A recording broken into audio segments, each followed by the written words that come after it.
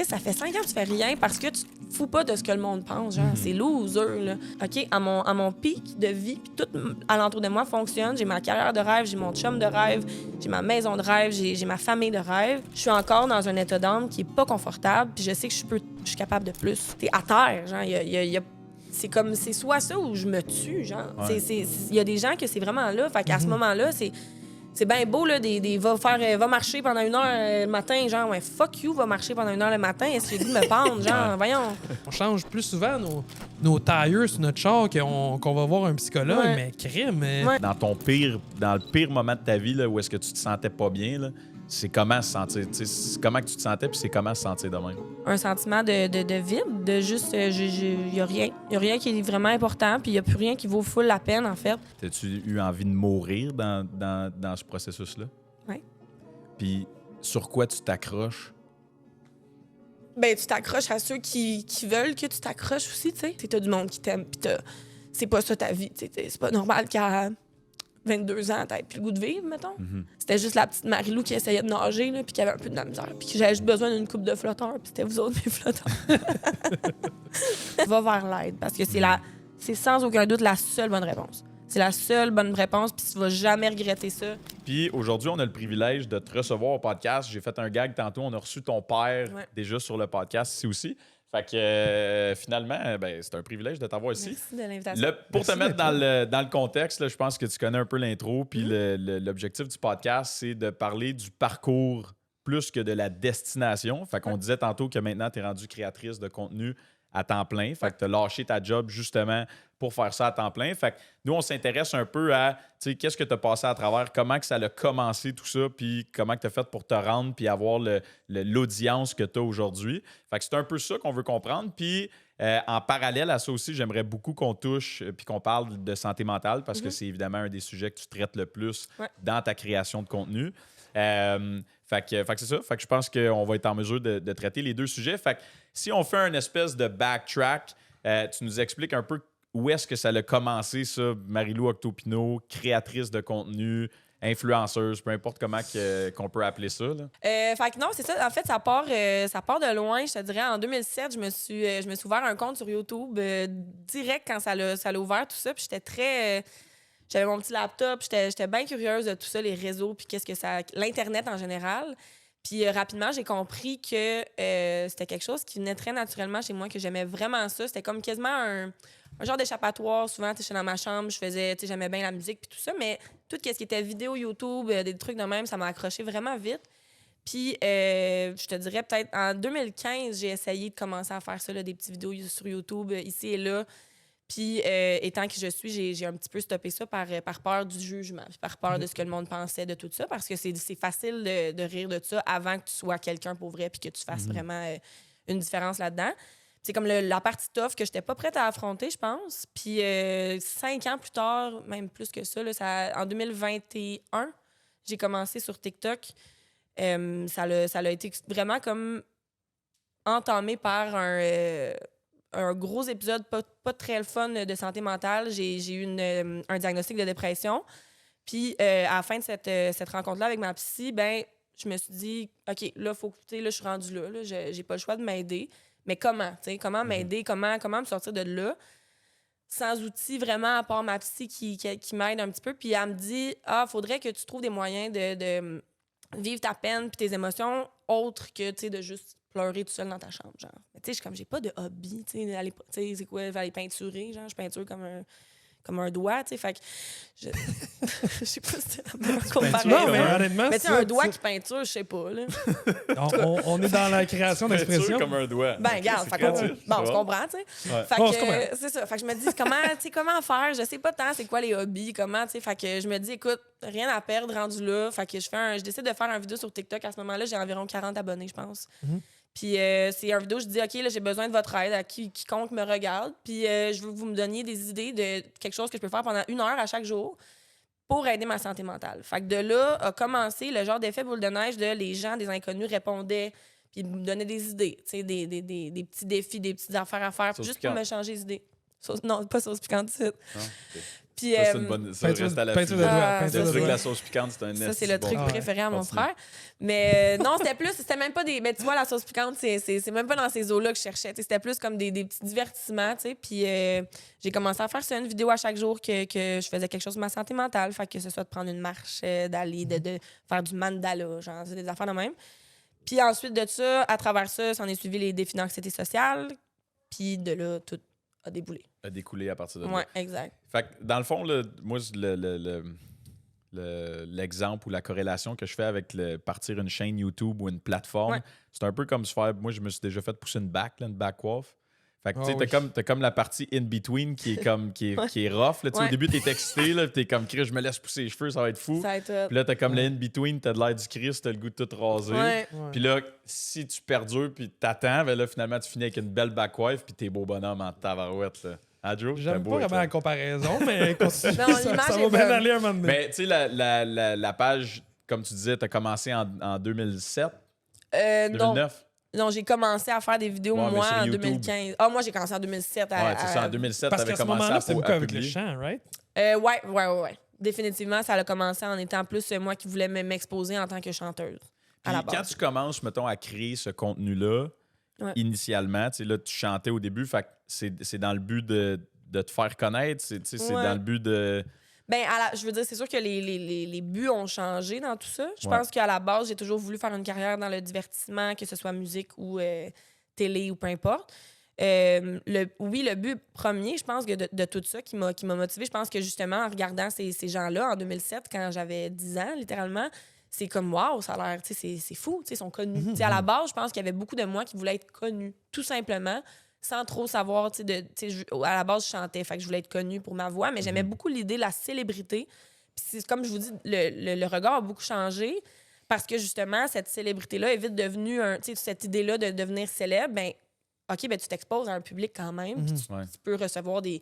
Justement, comme tu dis, le temps que tes cheveux ils poussent, ben ta back wave est laide, tu sais. Fait que Ah ouais. c'est facile de se dire comme, ah, j'ai pas le goût de passer par ce bout un petit peu pas clair là pour me rendre de l'autre bord parce que c'est comme, tu sais pas quoi ça va ressembler, tu sais pas si tu vas avoir l'air ouais. d'un pouce avec ta back Ouais, wave ouais, ou pas, parce tu qu'il n'y sais. a pas de garantie, là. Exact. Parce que lui, sa backwife, On le sait, c'est ça. tu sais, ça veut pas Insérer dire photo C'est ce que ça a ici. donné ben comme... regarde, à un moment donné.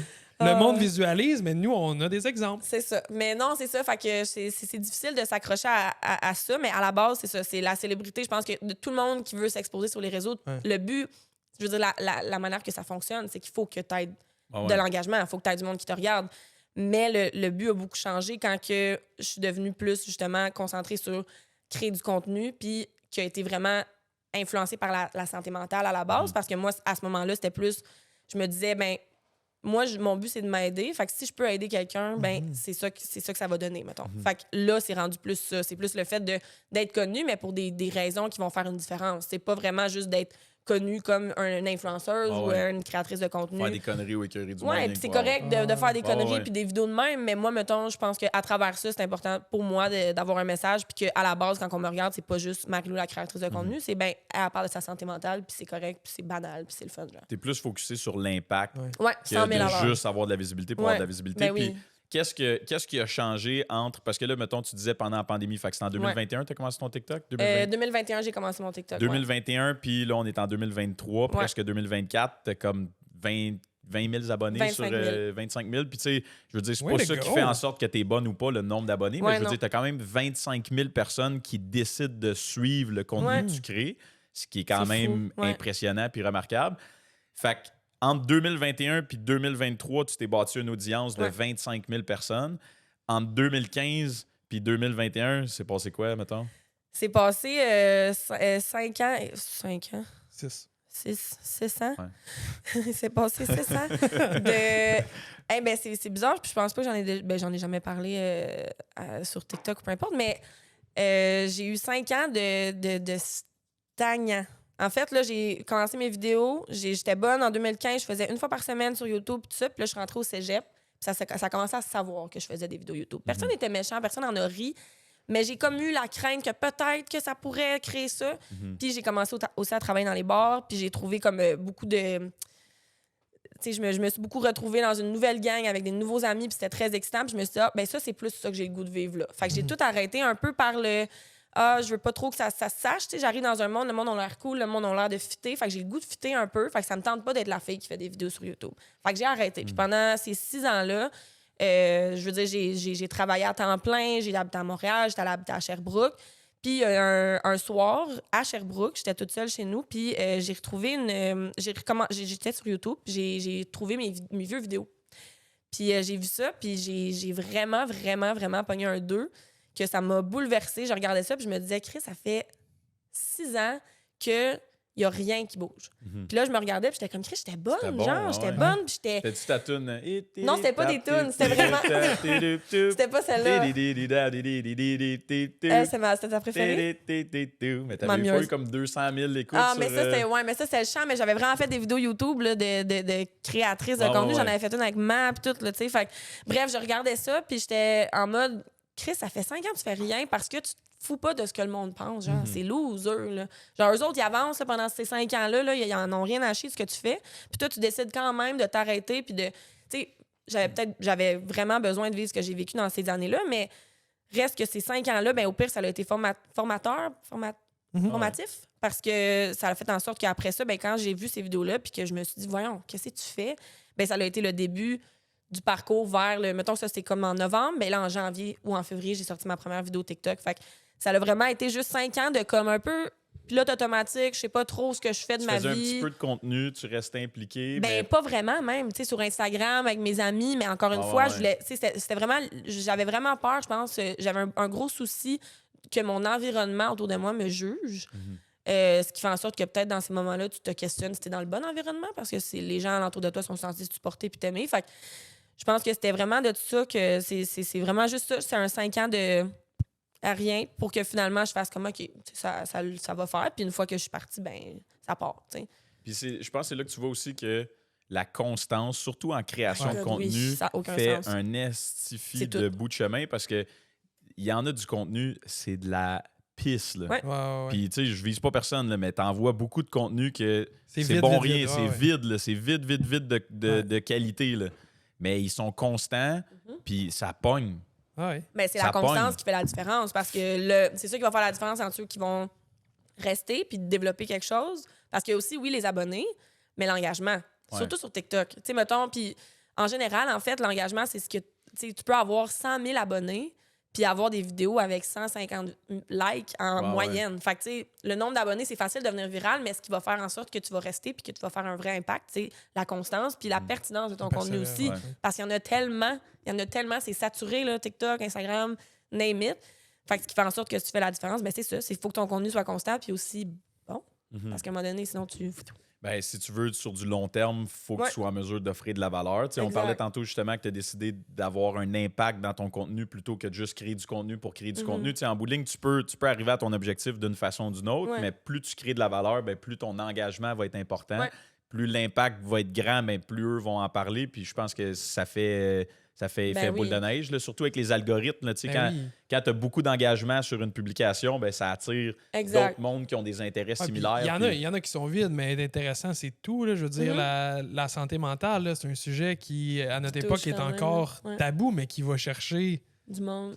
Tout le monde. Puis le fait que faut être... C'est ça l'affaire, c'est que le fait que j'ai développé ça sur ça à la base, ça fait que maintenant, ça me donne la liberté de faire des vidéos qui ont même pas nécessairement rapport avec la santé mentale, mais que, OK, là, le monde se sont peut-être attachés à la personne que je suis en parlant de ça.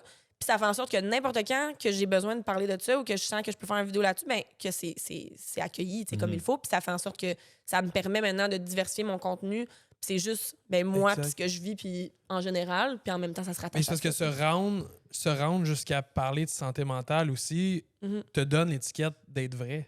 D'être capable d'avoir une authenticité plus que juste OK, lui, il met son masque ou elle met son masque quand elle fait des vidéos TikTok pour avoir de l'air de devenir la personne du magazine cool pour être capable d'atteindre cette... pas le magazine protéger son image tout le temps. Là. Non, mais pour elle, c'est parce qu'on s'est mis des mots à dire. Fait que moi, je suis genre... Magazine cool. Magazine cool, check. Je pensais que tu allais parler de la fois que j'étais dans le magazine cool. T'as-tu passé Ah oui, avec ton ami, c'est vrai, t'avais passé dans le magazine Cool. Hey, faudrait, penses-tu qu'on serait capable de poster une image du magazine Cool que t'es dedans? Ça, tu mets pas mais ça. on l'a ici dans la craque de divan. Le magazine! Ouais, mais j'étais genre en bikini, là. Mais voyons donc! Non, mais sérieusement, c'était pourquoi? Il y avait écrit genre sur leur page Facebook, on cherche 2 modèles pour faire un photoshoot pour le magazine Cool. Puis j'avais écrit, puis on avait été choisis. Puis là, t'avais posé à ce moment-là, c'était des vidéos. Ouais, c'était vraiment cool. C'était genre Billabong, puis tout nous a tout fourni. On allait là-bas, on se faisait maquiller, on se faisait mettre en maillot. Je veux dire, on vendait magazine Cool. Je suis vraiment nerveuse. Je travaillais au camp de jour, là, j'avais 16-17 ans. C'est vrai? T'avais 16-17 ans? 18 peut-être même. Ben voyons donc! Le magazine Cool est si vieux que ça. Ben ouais. Je pensais que t'avais J'allais dire à 9, ça devait être le highlight. Non. J'avais joué. OK, t'étais Ben oui, parce que les filles, je travaillais au camp de jour, puis l'année d'après, le magazine était sorti ou l'été même, là, je sais pas. Puis il y avait des petites filles à la bibliothèque de Vaudreuil qui étaient allées chercher le magazine. Ils étaient comme Rafi, on t'a trouvé. Consciemment fait bref. Ça. Mais ils savaient ton vrai nom. Ouais. Puis là, moi, mettons, si on revient aux choses plus sérieuses. Non, mais attends une minute, c'est sûr que. Non. Ah non, ça me tente pas qu'on commence à sortir. Non, mais c'est sûr qu'il y a une de tes abonnés qui est capable de trouver une page. Là. C'est sûr qu'il y en a un qui est la capable. page du magazine Cool. Oui. Que t'es dessus. S'il vous plaît, appelle à tous. Là, on met tout le monde sur une mission. Il faut trouver la photo de Marie-Lou en bikini dans le magazine Cool quand elle avait 26 ans. Billabong. Habillée en Billabong. Non, c'est pas nécessaire, mais écoute, au plaisir. Fait que c'est ça qui t'a mis sur la map. Fait que là, ce moment-là. Quel autre magazine t'as fait là? C'est là que t'as tracé la ligne. Fait que là, t'as tout lâché. J'étais là, c'est pour moi. C'est clairement un moment clé, là. C'est-tu là-dessus que t'es retombé quand t'as décidé de recommencer ton là que ma contenu? dépression elle a été déclenchée par ça. Quand t'es retombé sur le magazine. Dans ta boîte de souvenirs, il y avait des vidéos puis un magazine. Il y avait ça. Bon. Fait que pour revenir, mettons, à ce qu'on disait tantôt, là, qui était pertinent, en parlant de qualité de contenu. Tantôt, tu disais que t'avais arrêté de faire des vidéos parce que tu t'inquiétais que les gens disent elle fait des vidéos YouTube, puis le monde piacasse, puis dans la vie en général, le monde piacasse. Mais là, quand tu as recommencé à faire des vidéos, tu t'es exposé plus que jamais. Là. Plus que jamais. Flambant en bikini, magazine Cool, c'était rien comparé à ce que tu t'exposais là. Ouais, puis en plus, en fait, c'est super vulnérable comme contenu parce que c'était par rapport à ma santé mentale, mais direct. C'était genre moi, pendant 1 heure, qui fait de quoi pour ma santé mentale. Mais je pense que mon environnement était plus propice. C'était à un moment que j'étais à Sherbrooke. J'avais ma petite job au café, j'avais juste mes amis au café, j'étais avec mon ex en maison. C'était pas... j'avais pas beaucoup, j'étais plus exposée à tous ces gens-là qui me faisaient donc peur de leur opinion puis tout. Puis j'avais pris un pas de recul justement par rapport à cette vie-là de montréalaise. Pour qu'ensuite, une fois que j'ai plus développé ça à Sherbrooke, quand je suis revenue à Montréal, ça l'a comme déclenché un autre petit boost parce que là, c'était ma séparation. Puis j'arrivais dans les bars, je retournais là, puis c'était la vie de Montréal. Puis les gens étaient très impliqués dans la vie, justement, que j'ai montré un peu aussi quand j'ai commencé tout ça, qui impliquait quelqu'un d'autre. Fait que là, c'était comme, OK, là, je suis rendue toute seule. Puis fait que ça m'a permis de tout faire ça. Puis c'était rendu que c'était plus... J'ai comme eu un switch dans ma tête de le monde vont en parler. Puis s'ils t'en parlent, très peu sont les gens qui vont venir te voir pour te dire c'est à chier ce que tu fais, tu sais. J'ai été chanceuse peut-être aussi. J'ai pas eu beaucoup de commentaires de merde sur mes vidéos. Mais quand c'est vrai, c'est tough de... Il y en a quand même. Je veux dire, il y en a beaucoup des Roger 72 ans, comme les jeunes de nos jours sont tous fuckés dans la tête. Oui, Roger, là, va te coucher, tabarnak. C'est pas grave. Là, il n'y a pas complètement tort, là, Roger. Ah, non? C'est pas là que tu t'en allais? C'est pas ça que tu voulais dire? Non? Ah, OK. Continue. Ah, tu veux partir un débat? Non, mais écoute, ça se peut. Tu veux qu'on parle de ça, Jess? Non, je niaise, mais oui, on va en parler tantôt de toute façon. Mais non, pas Chris, parle-en tout de suite, là. Moi, je suis sur un autre malaise, là. Un moment donné, à 3, moi, je m'en vais, là. Non, je niaise, mais tu sais, je veux dire, il y a cette génération-là qui...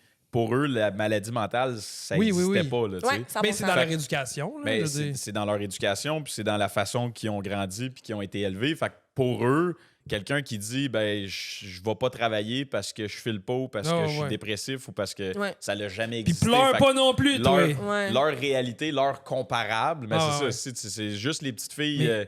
Juste les petites filles qui pleurent, tu sais. J'ai déjà entendu ça nos grands-parents, là. Fait que, tu sais, je veux dire, des petits gars, ça pleure pas. Mais eux, ils ont grandi dans ce monde-là.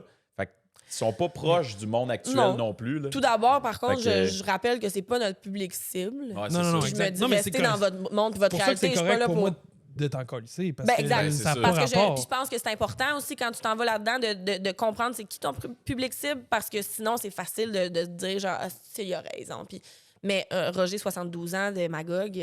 Ben oui, mais parce que ton but aussi, puis je veux dire, le lacune à eux, à Roger, c'est de pas avoir eu cette éducation-là que tu es en train de donner à ces petites filles, petits garçons-là. Fait que c'est ça qui est beau, puis on en parlait tantôt dans un autre podcast, mais tu sais, le but là-dedans, puis tu le sauras peut-être jamais, mais c'est si tu fais la différence chez une personne... comment c'est fou, mais moi, c'est ça l'impact que je trouve le plus. Je veux dire, j'ai reçu des messages depuis que je fais ça de gens qui sont. C'est plus grand que moi, là. Ce que je reçois, des affaires de. Tu m'as aidé à relever tel défi ou tu m'aides à. Je fais telle affaire aujourd'hui parce que ça m'a inspiré de te voir aller avec tes défis d'anxiété. Ça a été surtout les défis d'anxiété sociale qui ont beaucoup aidé puis qui ont vraiment fait un impact. Puis ça, de voir ça, puis même quand je travaillais dans le bar, justement, le monde venait me voir, puis d'avoir ces témoignages-là. C'est quand même quelque chose parce que moi, à la base, je sais que ça m'aide, mais après ça, oui, tu vois les commentaires, tu vois les likes, mais eux, ils me connaissent, moi, je les connais pas. Mais de voir ça, cet impact-là qui est réel, puis des vrais mots, puis des vrais témoignages, ça te rappelle un peu pourquoi tu fais ça à la fin, parce que c'est fou. Ça te donne du gaz aussi ça pour pas continuer. De sens. Puis... Il y a du monde qui commande, mais c'est rien banalisé parce qu'il y a du non-tangible là-dedans, qu'il y a du monde qui le font pas, ça, qui ont peut-être pas le courage ou qui regardent quand même, qui ont que tu as une influence sur eux. Oui, exact. Il y en a qui l'écoutent, qui vont pas prendre le temps de te dire à quel point c'est extraordinaire. Ou qui ne savent pas encore à ce moment que ça va faire une influence.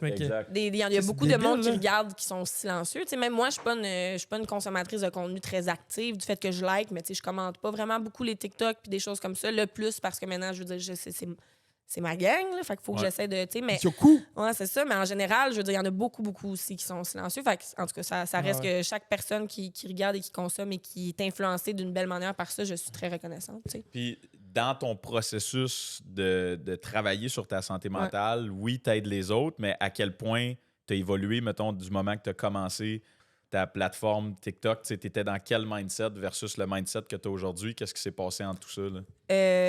C'est le jour et la nuit. Puis en même temps, j'ai le goût de te dire que je voyais beaucoup cette Marie-Lou-là d'aujourd'hui au moment où j'ai commencé. C'est elle un peu que j'aspirais à être, malgré que ça va continuer de toujours être une évolution constante. Puis j'aspire toujours à être une meilleure version de moi-même. Je pense que ça a été 2 ans de beaucoup, beaucoup de questionnement, puis de self-awareness, puis de se dire, OK, comment, qu'est-ce que je fais, qu'est-ce que ça apporte, puis comment que ça m'aide, puis à travers ces défis-là, ben ça m'aidait pour de vrai. Je veux dire, de faire un défi d'anxiété sociale, d'aller justement acheter des condoms, parce que je trouve ça super gênant, acheter des condoms, ben même si c'est con, puis ça a l'air niaiseux, ben il y a quelqu'un qui va me regarder, puis va être comme, qu'est-ce que c'est vrai, c'est gênant, genre. Puis moi, je l'ai fait, genre, puis je suis arrivée dans mon char, puis je shakeais de même, puis... Mais... Chris, je suis capable, genre, je l'ai fait. Puis c'est comme des petites victoires à chaque fois. Puis ben, maintenant, ça a fait en sorte que j'ai développé tellement d'outils qui m'ont aidé à m'amener à un état d'âme qui est vraiment plus comme posé, autant côté santé mentale que côté création de contenu, que je me pose moins de questions puis que j'essaie plus d'y aller comme comment je le file. Puis je me fais plus confiance. Puis aussi, ben, ça m'a permis d'avoir tellement d'outils que j'ai aussi commencé la médication pour l'anxiété. Ça, je veux en parler parce que c'est très tabou dans la vie, la médication, mais comme le docteur qui m'a prescrit ça m'a dit, l'un vient avec l'autre, du fait que tous les outils que j'ai développés, il m'aurait dit de les développer une fois que tu commences les médicaments. Fait que c'est toutes des choses, je suis pas plus jamais anxieuse, mais ça me permet aussi d'avoir fait le chemin nécessaire pour me dire, hey, Chris, c'est pas un échec, genre, j'ai vraiment un débalancement dans mon cerveau qui a besoin d'un petit coup de main, puis qu'en plus, ben, tout ce que j'ai développé pendant ces 2 ans-là, puis que le monde m'a vu évoluer, ben ça va continuer de me servir. Puis maintenant, ben, ça me donne une tête plus tranquille qui fait en sorte que je suis mieux capable de compartimentaliser les pensées puis les projets. Puis je suis vraiment plus optimiste. Puis je veux dire, juste d'avoir fait le move, d'avoir lâché mon emploi sans vraiment savoir c'est quoi qui va se passer de tout ça. Ben juste ce courage-là d'avoir fait ce move-là parce que je me fais confiance, c'est quelque chose que j'aurais pas pu faire. D'avoir lâché ta job pour faire de la création de contenu à temps plein. De me faire assez confiance. J'ai un loyer à payer, j'ai 26 ans, j'ai une vie à vivre quand même. Là, fait que je pense que c'est pas quelque chose que j'aurais pu faire là, 2 ans, mais que sans toutes ces 2 dernières années-là non plus. Fait que, Puis qu'est-ce qui fait en sorte que, là, tu dis que tu prends de la médication, tu as travaillé beaucoup sur ton anxiété principalement Ouais, pendant ces 2 ans-là. Qu'est-ce qui trace la ligne en dire, ben oui, j'ai besoin de médication ou pas besoin de médication? Je comprends que tu es allé voir un professionnel de la santé, mais qu'est-ce qui, selon toi, il te manquait ou qu'est-ce que, tu sais, ça ressemble à quoi ton anxiété? Mettons quelqu'un pour s'identifier, dire, ah, crème, moi, avec, je vis ça des fois. Ben, peut-être je peux mettre un mot dessus. Ouais. Ben, ça ressemble à quoi, mettons? Je pense que je veux commencer en disant que c'est vraiment du cas par cas pour beaucoup. Tu sais, je pense que, genre, ça, c'est mon expérience, puis, tu sais, c'est vraiment important d'aller chacun pour ta recette. Mais mettons qu'on fait une recette généralisée, mettons, là, un peu, là. Mais, tu sais, moi, ce qui a fait en sorte que je me suis rendue là, c'est que à un moment donné, quand ça fait justement, là, ça fait 3 ans que je consulte, quand ça fait 3 ans que tu consultes, puis que justement, j'étais très impliquée dans ma consultation. Tu sais, je voulais vraiment apprendre puis aller mieux. Puis je suis quelqu'un qui est très self-critical, puis je me remets en question, puis je me pose des questions pourquoi je réagis comme ça, puis nanana. Puis je pense que c'était la fatigue de toujours être en mode auto-réflexion, de comme toujours m'auto-évaluer, puis OK, quel truc je pourrais faire maintenant, puis mais que moi, mon anxiété, elle continuait, puis c'était quasiment rendu que, ben là, ça fait 3 ans là, que j'essaie, puis que j'en prends des marches, puis que je fais ça. Tu sais, je pense qu'ils disent beaucoup, tu sais, tu peux tout changer ta vie, puis c'est vrai. Il y en a qui s'en sortent sans absolument aucune médication, puis good. Genre, c'est correct, comme c'est pour ça que je dis c'est du cas par cas. Il y en a qui vont changer leur routine, qui vont, tu sais, tout faire pour que ça aille mieux, puis que ça va fonctionner. Fait que ça, kudos to you, puis c'est parfait. Moi, j'ai vraiment essayé, puis j'ai vraiment changé ma vie, puis je me suis sortie des places qui n'étaient pas bonnes pour moi, puis je me suis entourée des bonnes personnes. Puis c'est là que je me suis dit, OK, à mon pic de vie, puis tout alentour de moi fonctionne. J'ai ma carrière de rêve, j'ai mon chum de rêve, j'ai ma maison de rêve, j'ai ma famille de rêve. Je suis encore dans un état d'âme qui est pas confortable, puis je sais que je suis capable de plus. Puis je sais que je mérite d'avoir une paix d'esprit un peu mieux. Fait que c'est là que j'ai décidé de faire le pas vers l'avant. Puis c'est à date, là, ça va faire 1 mois presque que je suis là-dessus. Puis ça l'aide parce que ça me change pas, tu sais. Ça fait juste en sorte que je suis capable de respirer un peu, puis que je peux prendre, tu sais, conscience de tout ce qui m'entoure puis de tout le bon. Fait que, tu sais, qu'est-ce qui fait en sorte que tu te rends là? Ben je pense que ça y va vraiment par rapport à toi. Faut que tu t'écoutes, puis faut que tu essayes de voir, tu sais, ce qui marche pas. Mais il faut aussi que tu te fasses confiance, puis que tu fasses confiance. C'est fait pour le monde quand même, ça. Fait que, puis, tu sais, mettons, le fait que toi, tu as eu le courage de prendre action, puis tu avais ce désir-là de changer ta vie, changer ton envie, tu sais, tu as changé ton environnement, les gens avec qui tu te tiens, les influences qu'il y a alentour de toi, tu as changé ton mode de vie, tu as pris action pour essayer de régler ton anxiété sociale. Tu sais, tu as eu ce commitment-là que tu as fait, puis tu as décidé d'aller de l'avant pour travailler sur toi avant d'aller vers la médication. Puis là, c'était comme un peu tu sais, ça vient finaliser cette espèce de roue-là que tu as bâtie. Est-ce que les gens vont aller souvent trop rapidement vers la médication? Est-ce qu'il y a comme une espèce de processus dans lequel tu devrais embarquer avant de te garrocher d'un sens ou de l'autre? Aussi, là, je veux dire, chacun son dosage. Je pense qu'il y a ce côté-là aussi. Puis je pense qu'il n'y a pas de... There's no such thing as going too fast, mettons. Là. Je sais pas pourquoi je l'ai dit en anglais. Ouais, mais ça sonne bien. Ça sonne bien en anglais. Mais non, je pense que pour ça, mettons, moi, ma position de tout ça, je peux pas... C'est vraiment... Ça dépend vraiment. Je pense pas que... Tu sais, il y en a qui vont commencer avec la médication puis qui vont développer les outils. Il y en a qui vont développer les outils qui vont commencer la médication. Je pense qu'il y en a... Tu sais, je veux dire, ma tête puis ma manière que les choses sont passées pour moi, il y en a qui peut-être qui ont même pas la force d'aller juste sortir de leur lit puis commencer ça. Mais tu l'as dit tantôt, c'est une recette aussi. C'est du cas par cas. Puis, mettons, moi, mon dosage de médicaments, c'est peut-être un différent de quelqu'un d'autre. Puis, tu sais, ça s'ajuste. Fait que c'est tellement difficile à dire. Je pense que c'est vraiment d'aller chercher les ressources autour de toi, des gens qui te connaissent, puis selon tes besoins. Parce qu'après ça, je veux dire, tu peux aussi... Pourquoi tu as besoin des outils en même temps? C'est qu'idéalement, un jour, si tu sens la force d'arrêter les médicaments, que tu puisses, mais que tu sois équipé quand même. Fait que c'est difficile à dire. Je peux pas... Moi, je suis pas un docteur ou whatever, fait que je pense pas. Moi, ça m'a poussé, c'était ça mon parcours. Mais sur ça, peu importe la médication que tu prends. En bout de ligne, c'est un peu comme un autre podcast qu'on a fait, qu'on parlait de perte de poids puis de remise en forme. Puis, tu sais, ceux qui disaient il y a des opérations qui existent pour aider les gens à perdre du poids. Mais si tu perds juste du poids pour perdre du poids, ton poids, tu vas le reprendre, puis tu seras pas plus heureux, puis tu seras pas plus en santé. Tu sais, en bout de ligne, il faut que tu fasses des changements dans ta vie pour aller mieux. Tu sais. 100%. Mais quand tu vas pas bien, t'as pas le goût d'aller mieux. Non, c'est vraiment une réaction chimique dans ton cerveau. Là. Genre, c'est littéralement ça. C'est que t'as rien... Tu sais, t'es à terre. Genre, c'est comme... C'est soit ça ou je me tue, genre. Il y a des gens que c'est vraiment là. Fait qu'à ce moment-là, c'est bien beau, là, va marcher pendant 1 heure le matin, genre, ouais, fuck you, va marcher pendant 1 heure le matin, est-ce que j'ai le goût de me pendre, genre, voyons, tu sais. Mais non, mais c'est vrai, genre, ça c'est frappe, comme... c'est imagé, mais c'est vrai, tu sais, fait que c'est comme de prendre ça au sérieux aussi, que, tu sais, moi, je vous parle de ça, puis j'ai réussi à faire 3 ans de, justement, sans médication, mais good for you, matcha, mais il y en a qui ont, tu sais, peut-être qui auraient besoin de plus vite. Fait que de là à dire, est-ce qu'il y a des gens qui vont trop vite? Non. Je pense que ça dépend vraiment de ta situation puis que c'est important que tu aies les ressources nécessaires autour de toi. Je pense que tout le monde devrait consulter, premièrement.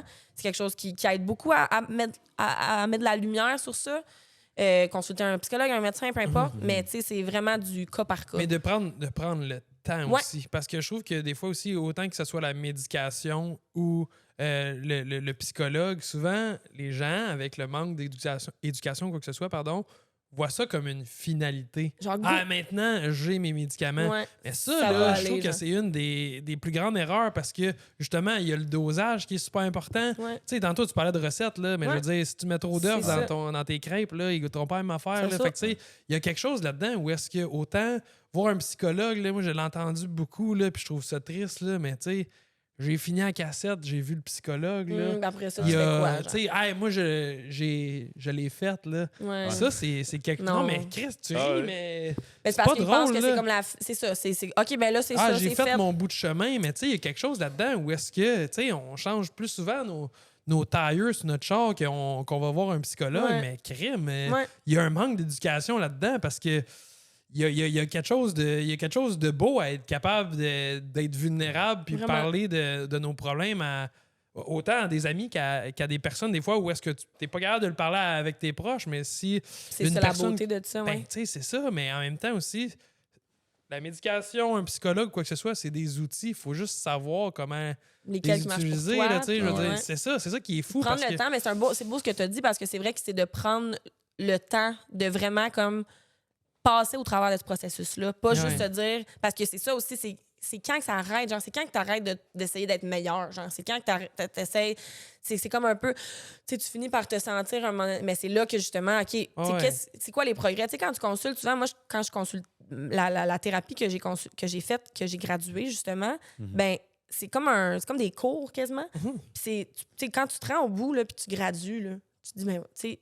Je me dis, voyons, Chris, qu'est-ce que je fais là, à cette heure? Mais, OK, regarde ce que tu viens de faire, genre. Regarde pendant tout le temps que tu as consulté, qu'est-ce que ça a donné, puis, OK, maintenant, quoi? T'sais, mais de donner aussi un 2, tu as le droit aussi de faire comme, hey, aujourd'hui, là, rien à chier. Comme là, aujourd'hui, là, je suis correcte, là, je me pose pas de questions, je fais rien, je me repose la tête parce que des fois, justement, dans ce processus-là, tu es tellement.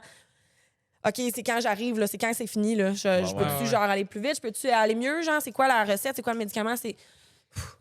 Parce que sinon, parce que c'est un travail d'une vie, mais il faut que tu apprennes à vivre en parallèle avec ça, ce désir-là d'aller mieux. Ben, si tu le vois pas concrètement tout de suite, mais c'est des fois quand tu prends le temps de t'asseoir pour faire comme, ah, Chris, check tout ce qui s'est passé, là, check où je suis aujourd'hui, genre. Trust the system puis enjoy the process. Trust the process, puis c'est pas obligé d'être une thérapie qui te fait avancer. Ça peut être un podcast. Là. Un podcast. Exactement. J'avais vu une vidéo là-dessus. C'était un gars qui prenait un verre d'eau de même, là, puis il était dans une classe, puis il disait à tout le monde, comme levez votre verre d'eau. Est-ce que c'est pesant présentement? Puis il rajoute de l'eau, puis ça pèse rien. Non, ça fait pas mal. Mais OK, parfait. Gardez votre main là gardez-la dans les airs pendant 30 minutes.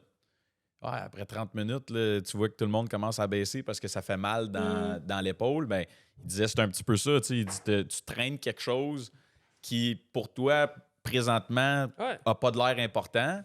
Sauf que si tu ne l'évacues pas, ça aussi, tu ne trouves pas une solution, si tu ne l'attribues pas dans une case où est-ce qu'elle est supposée aller, bien, sur le long terme, ça vient pesant en esti puis l'épaule commence à te faire mal. Fait que c'est vrai dans ce sens-là. Puis même, maintenant qu'on en parle, j'aimerais ça challenger un peu le concept de la bonne façon pour mieux comprendre un peu comment que toi tu le vois puis ta vision. Parce que je suis un petit peu, moi, dans cette case-là de pas besoin de parler à personne, pas besoin de parler de comment je me sens. Il y a plein de solutions en place. Je suis discipliné, puis déroge pas de ta routine de discipline. Prends des douches froides le matin, tu te sens ordinaire, ben saute dans la piscine, puis tu vas voir qu'après ça, tu vas être allumé raide. Puis c'est tous des trucs qui marchent puis qui m'aident beaucoup. Mais est-ce que aujourd'hui, avec la santé mentale qui, heureusement, est moins tabou que c'était, est-ce que ça devient pas justement une espèce de plateforme où est-ce que les gens peuvent en profiter ou essayer de plutôt que de surmonter leurs problèmes, ben, des fois, j'ai l'impression qu'il y a des gens qui vont faire vraiment qu'est-ce qu'ils ont envie de faire parce qu'ils s'écoutent trop versus de faire qu'est-ce qu'ils devraient faire puis qui est la bonne chose. Ouais. Fait que où est-ce que tu traces la ligne en dire, ben OK, je comprends que tu te sens pas bien dans cette situation-là parce que tu es anxieux ou parce que c'est différent ou parce que tu sors de ta zone de confort versus, ben, tu as vraiment un problème d'anxiété présentement, puis il faut le traiter différemment que simplement un inconfort. Où est-ce que tu traces la ligne dans tout ça? Mettons, si je prends ton cas à toi, que tu parles de justement que tu fais tout ce qui tente de faire, puis tu es bien là-dedans, puis tu es heureux dans ta vie, puis ça t'aide de faire la douche froide le matin, puis je pense qu'à ce moment-là, ça dépend de ce que tu veux. T'sais, en voulant dire, tu n'as pas besoin de commencer à te chercher. Je veux dire, c'est dans la mesure du possible, là, on veut être bien, genre. Fait que, tu sais, est-ce que c'est d'ignorer des affaires de, tu sais, c'est sûr et certain que même toi, tu bénéficierais d'avoir un psychologue, genre. Par contre, où tu traces la ligne entre le traiter absolument puis juste faire des choses, ben les deux se viennent ensemble. Du fait que si tu fais des choses tout le temps qui te font du bien puis que tu ressens pas le besoin puis que ça te nuit pas à ta vie en ce moment puis que, tu sais, ben ça reste... C'est toi, là. Toi, tu fais tes affaires, tu fais ta job, tu réussis à te coucher le soir, te réveiller le matin, t'es de bonne humeur, ça te rend heureux. Ben, so be it. T'as pas besoin d'aller chercher plus loin que ça. C'est pas non plus le but de... Là, je suis sûre que derrière tout ça, t'as des blessures de... Oui, on en a toutes, genre. Ouais.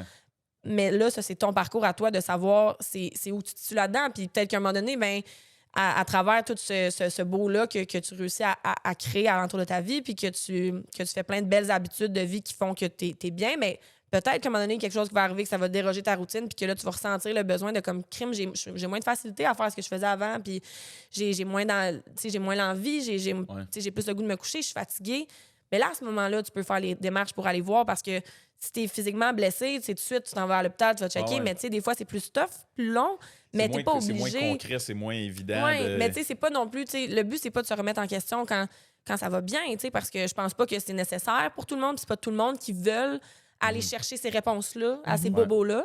Par contre, ben c'est sûr que c'est quelque chose qui peut être bénéfique pour tous, mais attendre de voir quand toi, t'as comme le cue de comme « Hey, OK, là, tu sais, je vois que ça déroge un peu, puis j'aimerais ça savoir pourquoi j'ai pas besoin de parler autant, genre, pourquoi ça me tente pas tant de m'ouvrir. Tu sais, si ça te tente de savoir, parce que tu peux bien vivre ta vie et être heureux sans jamais consulter si t'as une santé mentale qui est pas si fragile, mettons. Ouais. Mais, tu sais, c'est ça. Fait que je pense que la ligne, c'est toi qui la traces. Du fait que je pense que n'importe qui devrait être capable de se dire, hey, là, ça va moins bien, je vais aller chercher de l'aide. Mais avant ça, il n'y a personne qui va tirer sinon, le bras. Mettons, de t'imposer, parce que oui, il y a toi personnellement, tu peux te dire, ben écoute, moi, je peux pas faire ça parce que je me sens de telle façon. Ouais. Je suis d'accord avec ça. Tu sais, oui, il faut que tu t'écoutes. Ouais. Je pense qu'il y a une certaine limite de dire, OK, ben écoute, sors de ta zone de confort un petit peu, puis tu vas être plus confortable une fois que tu vas l'avoir fait, un peu comme tu as fait avec toi-même pour te travailler sur ton anxiété sociale. Puis il y a l'aspect aussi, tu sais, mettons, on prend le sport, par exemple. Ouais. On entend beaucoup que les coachs, les organisations, ils mettent beaucoup de pression sur leurs joueurs. On a vu plusieurs joueuses de tennis qui se sont retirées du circuit parce que la pression était trop grande. Puis, tu sais, la pression, c'est vraiment de façon globale. C'est gros, puis c'est spécifique à chaque personne. Mais est-ce qu'on pousse réellement trop ou est-ce que c'est vraiment spécifique à chaque personne comment eux se sentent dans cette situation-là? Parce que si tu regardes, mettons, les joueurs de hockey professionnels, ben, il y a quoi comme pourcentage? Il y a moins de 1% des gens qui se rendent dans des ligues professionnelles. Ben, c'est sûr que dans le processus, il va falloir que tu fasses des choses que les autres font pas. Ouais. Puis tu feras pas tout le temps qu'est-ce qui te tente. 100%. Tu vas faire qu'est-ce qu'il faut que tu fasses si tu veux te rendre là. Tu sais. Fait que moi, c'est dans cette optique-là de... Tu sais, où est-ce que tu traces la ligne pour, mettons, quelqu'un qui est ton enseignant ou qui est ton coach ou qui est ta psychologue? Quand tu pousses quelqu'un à faire quelque chose, ben, à quel point il faut que tu ailles l'autorisation ou la participation de ton sujet, si on veut, pour être capable de le faire progresser, tu sais? Bien, encore une fois, je veux dire, le monde du sport, tu sais, même que si moi, j'ai jamais été dedans, j'ai été témoin, tu sais, vous autres, vous avez été dans le sport, mes frères, j'ai vraiment été... Ouais.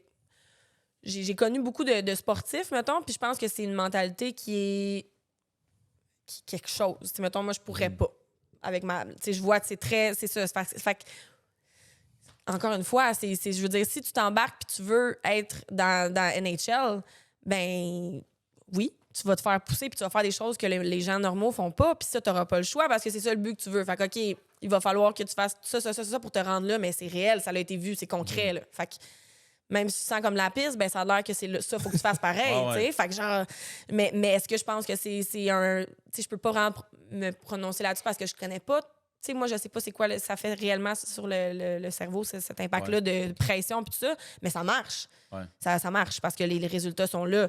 Fait qu'après ça, tu sais, à quelqu'un qui veut juste accomplir quelque chose, à quel point tu peux le pousser, ben tu sais, je veux dire que ce soit de le pousser vers, ben il faudrait que tu t'occupes de toi pour aller mieux, ou que ce soit le pousser vers, ben il faudrait que tu fasses ça pour te rendre là, ben après ça, tu peux conseiller la personne, tu peux essayer de la pousser, mais c'est son chemin à elle. Fait que je veux dire, même un athlète, s'il décide le lendemain matin qu'il va pas à sa pratique parce que ça ne tente plus parce qu'il y en a plein de casse, ben il ira pas. Fait que tu sais, ça va vraiment dépendre de ça, mais encore une fois, est-ce que ce monde-là du sport, je pense que tu n'as pas le choix de ce que j'ai cru comprendre, d'y aller de même. Est-ce que c'est fait pour tout le monde? Non. De là, pourquoi il y en a quelques-uns seulement qui se rendent au top? Puis là, maintenant, je pense qu'ils ont commencé à intégrer aussi justement des suivis, des psychologues sportifs, des suivis justement pour prendre en charge l'aspect santé mentale, parce qu'il y a un aspect de préparation aussi à ça. Si tu es prête à affronter, si tu t'attends déjà à ce qui s'en vient, ben tu es pas mal plus préparé physiquement, mentalement, parce que tu le sais qu'est-ce qui va arriver. Tu sais comment que ça va se placer. Fait que je suppose que ça enlève un peu de... Mais c'est fou parce que, tu sais, on dirait que le seul réflexe que j'ai, c'est ça vient avec. Tu sais, il y a un côté où est-ce que c'est bien ou mauvais de dire ça comme oui, mais ça vient avec. Tu sais, mais je veux dire, sans nommer personne ou quoi que ce soit, mais tu sais, on jasait dernièrement avec des joueurs de hockey, puis ils disaient ah non, moi, si j'avais à choisir entre Montréal ou Arizona, aucune chance j'allais à Montréal parce que, tu sais, ça vient avec. Pourquoi je le ferais? C'est ça. Je veux dire, la même... pression puis tout ce qui vient avec. Exact. Fait que, tu sais, dans n'importe quoi, je pense que de souligner des fois peut-être des traits de caractère ou des traits de personnalité, ben ça changera jamais ce côté-là parce que il va y avoir deux côtés de la médaille où il va y avoir quelqu'un qui ça va driver puis voir. Je pense que les choses changent pour le mieux. Si on fait encore le parallèle avec le hockey, ben il y a une manière complètement différente de motiver les gens, d'être plus un people person ou coach person dans ce cas-là. Encore en anglais, ça sonne tellement bien. Exact. Mais avant, c'était vraiment comme je vais te faire sentir comme de la merde pour que tu m'en donnes plus. Ça existe de moins en moins. Fait que tu vois qu'il y a quand même eu une progression, une évolution qui est basée quand même aussi beaucoup sur l'approche. l'approche. Fait que ça aussi, c'est une belle évolution, c'est une belle éducation, mais tu sais. Puis il y a des sportifs qui nous écoutent qui vont dire non, si tu fais pas, genre. Tu sais, fait que c'est ça. Mais tu sais, ça pourra jamais être tout blanc ou tout noir aussi dans des cas-là. Je pense que le sport et la santé mentale, c'est encore quelque chose qui est comme pas associé ensemble nécessairement. Mais je trouve qu'il y a beaucoup de... tu sais, je veux dire, parle de... Tu sais, il y a juste la Ligue nationale de hockey qui ont des programmes pour les joueurs qui peuvent se retirer, que ce soit niveau de... L'alcoolisme, la drogue, la consommation, santé mentale tout court aussi. Il y a un gardien de but qui avait un TOC sévère, puis qu'il a pris une année sabbatique. Mais tu sais, juste ça, ce côté-là, puis tu sais, je veux pas le dresser vers le côté masculin, féminin, mais clairement qu'il y a comme... tu sais, soit un homme, on revient à Roger de Magog, là, tu sais, soit un homme, billet, puis ces affaires-là, mais tu sais, d'être capable de l'avouer dans... un monde de macho, disons, là, que le monde du hockey, c'est quand même débile. Là, gros, 100%. Le temps qui s'est passé entre les deux choses, de comme tu recevais des coups sur la tête, puis je suis encore capable. Parce que c'est vrai que vous autres, vous avez ça. Là. Vous avez la dualité de gars-filles aussi, là, de santé mentale, du fait que nous, les filles, c'est comme vous êtes trop, genre, vous êtes super broyés à rien, puis les gars, ben, t'es donc mais wack de pleurer, là. T'es pas un homme, genre, tu sais. Fait que vous avez ça aussi qui vient avec, là. Dans ton audience, justement, pendant que tu touches ça, c'est quoi le pourcentage? Moi, c'est majoritairement féminin. Ouais, 85% femmes. 85%, pourquoi tu penses? C'est quand même beaucoup. Parce que, premièrement, c'est... Les petits gars, ça pleure pas, là. Ouais, c'est ça. Je te dirais que mon public cible, c'est plus les femmes à la base. Parce que je pense que la manière que mon approche est plus... plus capable de relate aussi parce que t'es une femme. Je pense. Puis je peux juste parler au nom d'une femme, mettons, parce que c'est tout ce que je connais. Puis, mais j'aille pas ça. C'est doux. C'est doux, une femme. Ça a des... Puis on est forte, on est belle, on est douce. Fait que j'aille pas ça, que ça soit les femmes qui me suivent. Non. Mais j'aime ça que ce soit 2 hommes qui m'interviewent aujourd'hui. J'adore. Il manque de féminité sur notre podcast un peu des fois. Mais l'autre fois, on avait eu 2 femmes en même temps. Ouais. Ça, c'était notre record à date. Fait que, justement, toi, quand tu amènes ton message, tu sais, je les écoute tes vidéos, puis j'ai jamais l'impression de me faire donner une leçon. Là, il y en a beaucoup des gens qui veulent avoir un impact, mais qui donnent des leçons. Moi, je suis un expert. Moi, moi honnêtement, dès que tu me donnes une leçon, tu me perds. Dès que je sens que tu es en train de me donner une leçon, tu me perds parce que tu perds l'authenticité. Exact. Fait que toi, dans tes vidéos, c'est authentique. Tu parles de ton parcours. Tu donnes beaucoup d'exemples sur ce que toi, tu as vécu.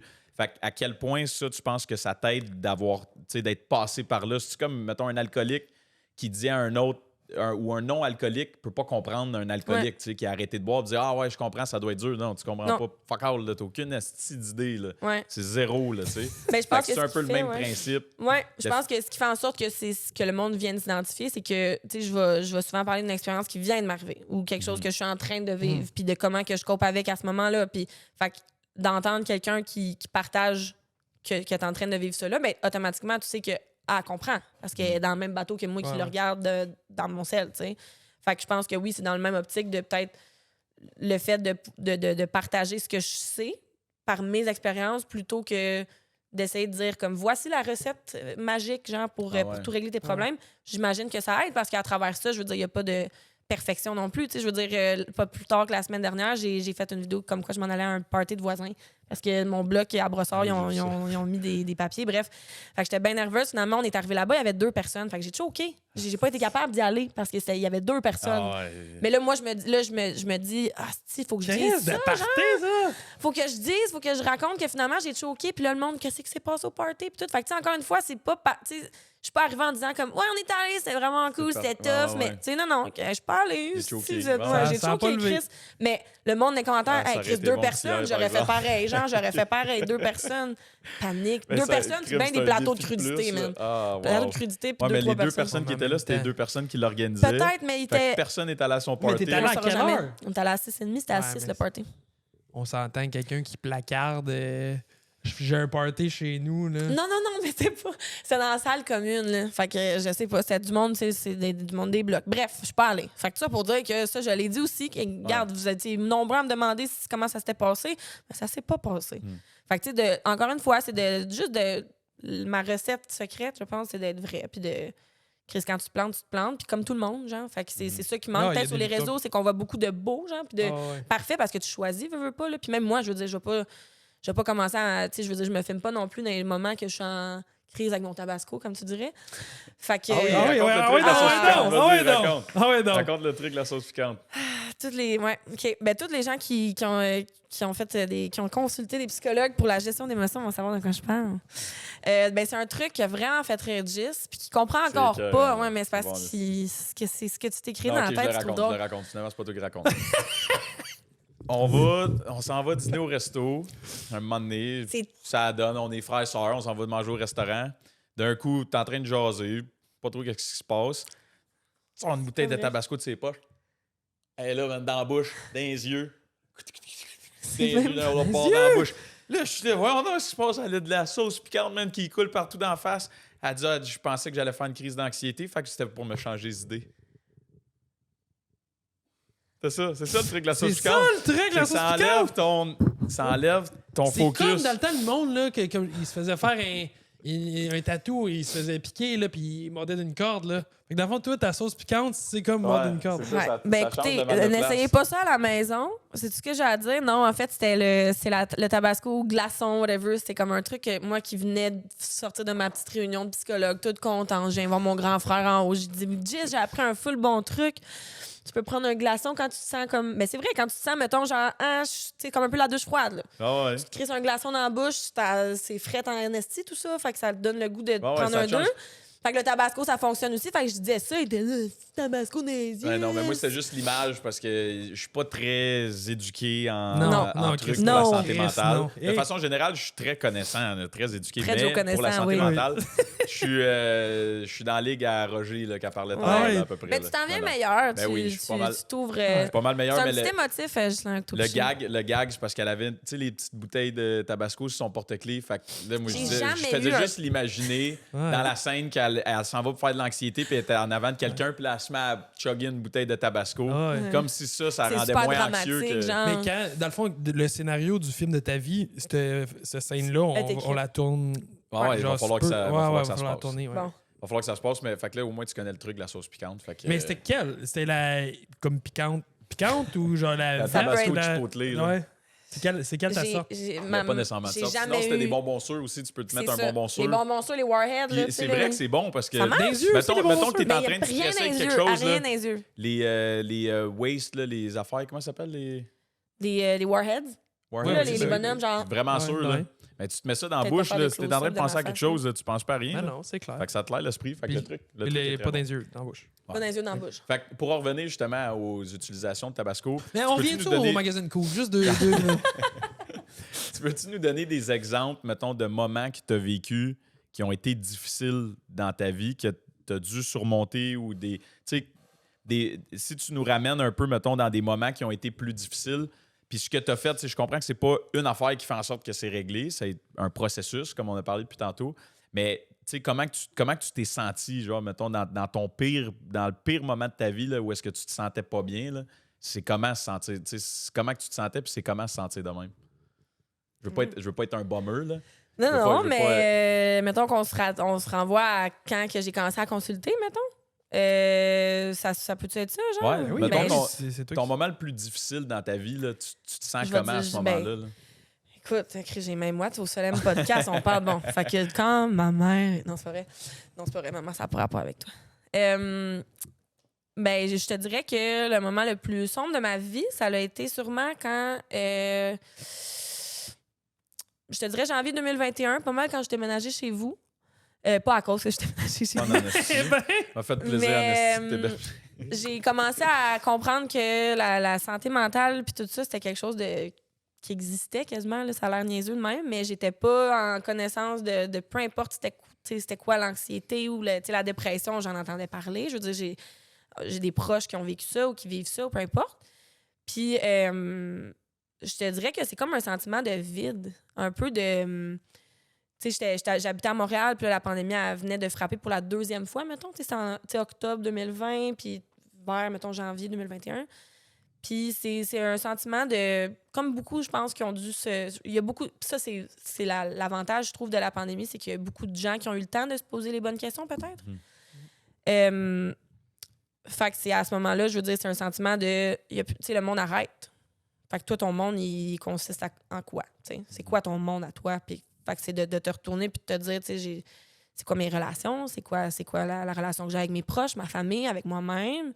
Puis c'est un sentiment de... Moi, mettons, pour ma part, c'était j'ai plus rien autour de moi qui me donne envie de m'aider. J'ai pas assez entretenu mes ressources puis mes relations pour être capable de m'en sortir puis d'aller demander de l'aide parce que je me suis toujours dit que j'étais capable toute seule puis que je me suis jamais rendue à un point où que je me suis sentie comme ça. Puis surtout pas aussi réel. C'est très réel quand tu te sens comme ça. C'est vraiment comme un sentiment de vide, de juste... Il y a rien. Il y a rien qui est vraiment important, puis il y a plus rien qui vaut full la peine, en fait.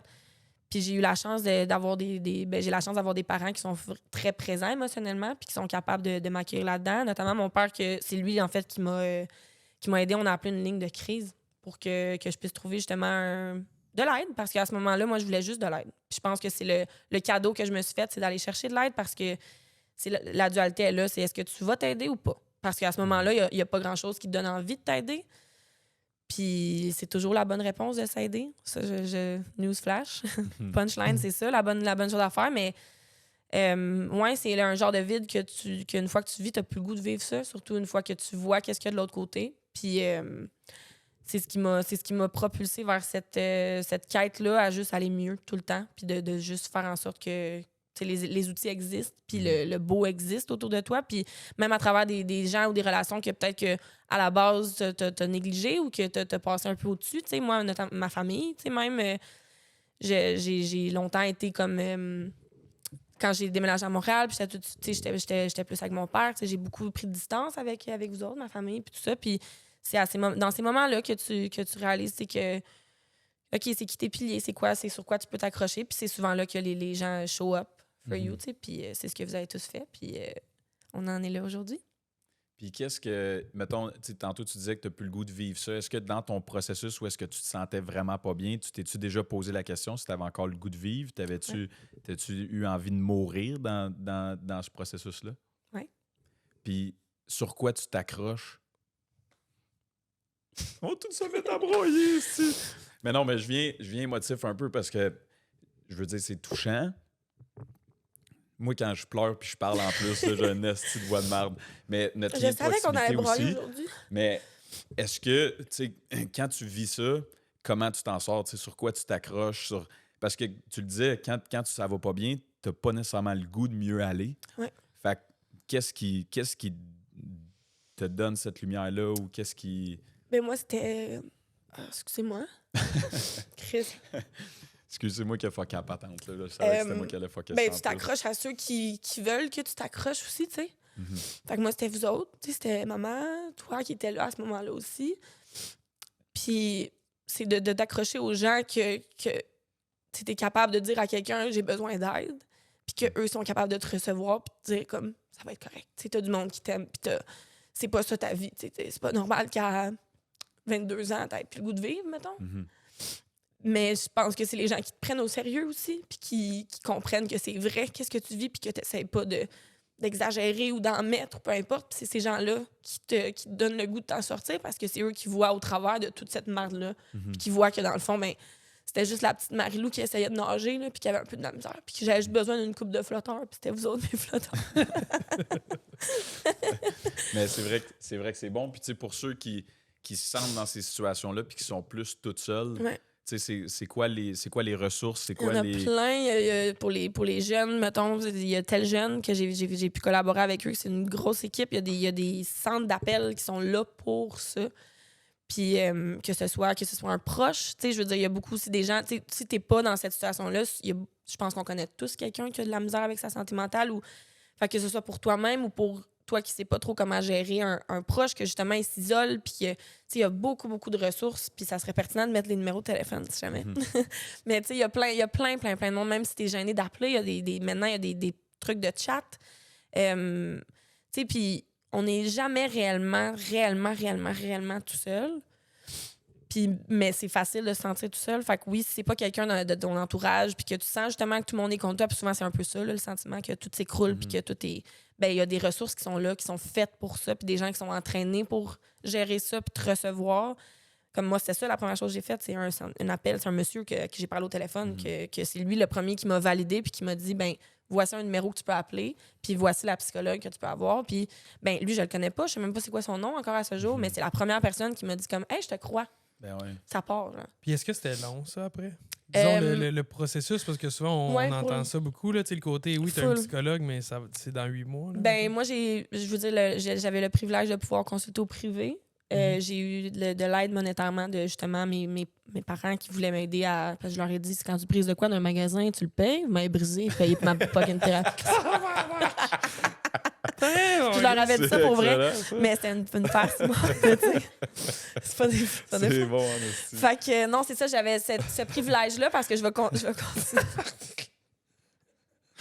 C'est très bon. Oui, mais je vais continuer à dire que c'est un privilège de pouvoir consulter au privé, justement. Ouais. Mais oui, au public, en effet, c'est long. Mais moi, je me souviendrai toujours, j'ai appelé la dite clinique. Puis j'ai dit, allô, tu sais, je voudrais savoir si je peux avoir un psychologue. Puis c'était comme, ben, liste d'attente de 3 mois. Puis je me souviens d'avoir accroché en faisant comme, OK, c'est correct, bye. Puis j'ai comme raccroché. Puis 3 heures plus tard, je sais pas si la fille au téléphone l'a senti. Elle m'a appelé et elle m'a dit mardi d'après, tu as une rencontre avec une psy. Ouais, j'ai été chanceuse. Je pense qu'elle a dû le sentir dans ma voix. Quand t'es dû pour ça, là, tu sais, aussi, là, je veux dire, bonne place, bon moment. Fait que moi, ça l'a vraiment pas été long. Mais encore une fois, c'était au privé. Mais parce que c'est important, ça, là, tu sais, je veux dire, on va faire un petit parallèle avec des centres hospitaliers où est-ce que, tu sais, t'arrives, puis il y en a qui arrivent à l'urgence avec une vilaine grippe, puis d'autres avec une fracture ouverte, tu sais, fait que ce côté-là, où est-ce que comment tu... Ouais. Moi, ben, tu sais, ça, je sais pas c'est quoi la réponse à ça, mais je pense que c'est quelque chose qui est clairement problématique, je pense, l'accessibilité à ça, être soigné pour sa santé mentale, autant en psychiatrie que... Tu sais, moi, pour ma part, mettons, je sais que c'est ça. Au privé, c'est accessible, mais si t'as pas d'argent, t'as pas les moyens, c'est ça qui est tough. Fait que le but, c'est d'avoir des ressources puis de pouvoir faire en sorte que tout ça devienne plus accessible. Mais ouais, c'est quand même... C'est en parlant que tout se développe puis que les outils... Idéalement. Puis avant de tu sais, parce qu'en bout de ligne, le suicide, de décider de mourir, c'est une conséquence qui est permanente à un problème qui est en réalité temporaire. Là. Fait que, tu sais, si je peux te poser la question, tu sais, ce dernier acte-là de courage de demander de l'aide avant de passer à l'action, ça a-tu valu la peine, tu sais? Ouais, ben oui. On va se remettre à broyer! Mais ça vaut tout le temps la peine. Puis c'est tu sais, je pense que quand t'es dans cet état d'âme-là, dans cet état d'esprit-là, c'est pas toi, genre. Puis c'est à ça aussi que tu t'accroches un peu de comme crime, c'est pas ça, Marie-Lou, genre, c'est pas ça que je suis, puis c'est pas ça que je veux être, puis comment... Mais c'est le dernier... S'il te reste une petite affaire de force, là, si t'en restes une affaire pour juste ramper, là, ben va vers l'aide, parce que c'est sans aucun doute la seule bonne réponse. C'est la seule bonne réponse, puis tu vas jamais regretter ça. Puis je veux dire, tu pourras pas regretter si tu meurs, mais tout le monde autour de toi vont avoir beaucoup trop de peine pour ce que ça vaut, parce que ces gens-là, ils auraient tout fait pour que tu sois encore là. Fait que, tu sais, donne-toi la chance d'être aidé un petit peu. Tu sais, au moins, prends la chance de voir. S'il y a du monde, si tu penses que le monde est en crise, ben check donc un peu, genre avant. Prends la chance. Puis je pense que même, surtout aujourd'hui, la vie va tellement vite que des fois, tu t'en rends pas compte que, tu sais, moi, je suis ton frère, là, puis je veux dire, je l'ai pas vu à quel point tu filais pas, là, tu sais, on en a parlé après, puis c'est là que j'ai compris l'ampleur de qu'est-ce que tu vivais, mais pour moi, tout va bien, là, la vie continue, puis tu vois pas, tu sais, fait que c'est pas que les gens se calissent de toi, c'est juste que la vie va vite, les gens sont occupés, les gens ils ont des préoccupations, puis tout le monde a ses petits bobos, fait que des fois, ils s'en rendent pas compte, puis tu sais, quand tu demandes à quelqu'un « Hey, salut, comment ça va? » C'est quoi la réponse que tu as tout le temps? Ça va bien, toi? Tout le temps. Fait que, tu sais, je veux dire, toi, tu changeais pas à cette donnée-là de dire « Ben non, moi, ça va pas. » Jamais, tu sais, te lever la main parce que tu veux pas me déranger, parce que tu veux pas déranger l'autre. Mais, tu sais, je pense que c'est important de faire ce geste-là. Puis aussi, je pense que ça peut être important aussi d'aller vers les bonnes personnes. Tu sais, si tu te sens vraiment en situation de vulnérabilité où est-ce qu'il n'y a plus rien qui est clair, puis tu vois juste du noir, ben peut-être que la meilleure personne à appeler, c'est quelqu'un comme la personne que tu as parlé au téléphone, qui est un professionnel, qui va t'écouter puis qui va te croire dans ce que tu dis, versus aller voir ton beau-frère, être malaisé d'en parler puis dire « Écoute, je me sens pas bien », puis pas avoir nécessairement d'autres ressources. Prends ce courage-là pour... Puis d'en parler quand ça va bien aussi, tu sais, d'identifier, c'est, je prends tes flotteurs, là, tu sais, quand ça va bien, puis d'être capable de en parler pour de voir un petit peu la différence entre les deux, mais le côté, tu sais, là, ça va bien, là, ça va mal, c'est qui cette personne-là quand ça va bien, puis c'est qui cette personne-là quand ça va mal. Ça fait du bien aussi de le souligner quand ça va bien, parce que justement, crime, tu t'en rends plus compte quand ça va mal, me semble. Me semble qu'on en parle beaucoup quand ça va mal, mais quand ça va bien, c'est le fun de mais c'est classique-là que tu viens de dire, de genre, comment ça va bien. Tu sais, après ça, là, le côté observation de... Moi, juste quand ça va bien ou quand ça va mal, c'est peut-être le même gars parce que je sais pas, tu sais. Mais de voir, d'être capable de te déceler parce que, crime, je suis capable de te lire parce que quand ça allait pas bien, c'était comme ça. Il y a ce côté-là qui est important puis qui est pas avec des gens de confiance aussi, si tu te sens bien. Même pour la portion récepteur. Comment ça va à l'épicerie? Comment ça va? Ça va pas. Ça va pas. Tu commences à dire à tout le monde que t'as une journée de merde. Mais pour faire du pouce sur ce que tu as dit, c'est niaiseux, mais mon partner Gab, la semaine passée, on jasait, puis je dis « puis comment ça se passe? » Puis sa réponse, on lui dit « Chris, ça va bien. » Tu sais, comme on se dit tout le temps, parce que les deux, on veut se craquer puis s'encourager. Il dit « Man, c'est pas facile. J'ai une semaine où il est arrivé telle affaire, puis ça a été tough. J'essaie de mettre des solutions en place. » Puis là, on dirait que moi, je me suis senti ultra valorisé parce qu'ils prenaient la peine de me donner leur juste. Fait que moi, je me suis senti vraiment bien là-dedans. Puis là, après ça, quand j'ai répondu, je disais « Crime, justement, man. Moi, avec, j'ai telle situation que qui est tough, genre, qu'est-ce que tu penses qu'on devrait faire? Puis vieux, ça nous a mené dans une conversation où est-ce qu'on a résolu, genre, sans problème en le dedans de 20 minutes. Exact. Mais il a créé beaucoup de valeur en me donnant l'heure juste, tu sais. Il a créé ce genre de safe space-là, de pouvoir te... Exact. Tu sais, puis fait que ça fait du bien aussi de recevoir cet appel-là puis de dire, ben non, ça va pas super bien aujourd'hui, man. J'ai telle situation qui se passe. Ben moi, en tant que récepteur, je t'entends me parler, ben je suis content que tu me fasses confiance puis que je me sens valorisé, moi aussi, à t'aider, là, tu sais. Fait qu'en tout cas, on a passé à travers beaucoup d'émotions. Ça a été vraiment, vraiment enrichissant. Surtout pour un Roger de ce monde comme moi.